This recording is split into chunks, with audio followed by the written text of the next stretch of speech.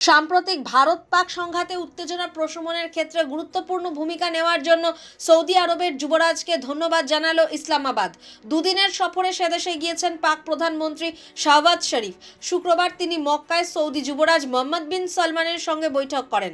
একাধিক বিষয় নিয়ে দুজনের কথাও হয়। আলোচনায় আসে ভারত পাক সংঘাত প্রসঙ্গ, ভারত এবং পাকিস্তানের মধ্যে উত্তেজনা প্রশমনে সক্রিয় ভূমিকা নেওয়া এবং গোটা অঞ্চলে শান্তি রক্ষায় দৃঢ় প্রতিজ্ঞ থাকার জন্য সৌদির যুবরাজকে ধন্যবাদ জানায় শাহবাজ।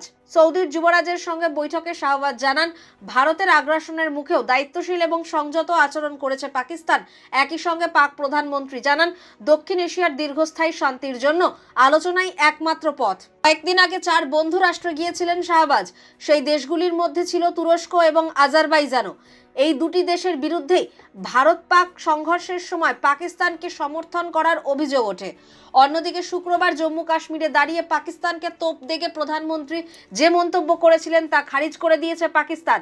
শুক্রবার জম্মুর কাটরায় পহেলগাঁও কাণ্ডের প্রসঙ্গ উত্থাপন করে মোদি বলেছিলেন, ভারতে গোষ্ঠী সংঘর্ষ বাঁধানো এবং কাশ্মীরের পরিশ্রমী মানুষদের রুজিরুটিতে ঘা দেওয়াই লক্ষ্য ছিল, তাই পাকিস্তান পর্যটকদের নিশানা করে।